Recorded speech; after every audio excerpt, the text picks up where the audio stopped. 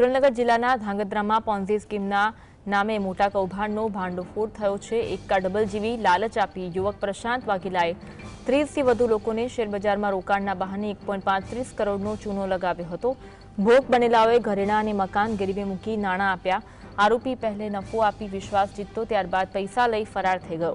પોલીસે ફરિયાદ બાદ તેનો પીછો કરી ઝડપી પાડ્યો। હાલ 5 દિવસના રિમાન્ડ પર છે અને પૂછપરછ ચાલી રહી છે। પોલીસે વધુ લોકોના ભોગ બન્યાની શક્યતા હેઠળ વિશાળ તપાસમાં લાગી ગઈ છે। પોન્ઝી સ્કીમ સુરેન્દ્રનગરમાં પણ જોવા મળી છે। આ અંગે હાલ તો તપાસ તેજ કરવામાં આવી છે।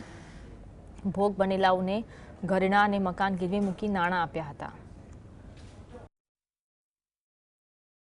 ભાઈ ભરતભાઈ વાઘેલા તથા તેમના બહેન નાઓએ ધાંગધ્રા શહેરના રહીશો તેમજ પોતાની સાથે કુલ મળી અને એટલું છેતરપિંડી કરી છે।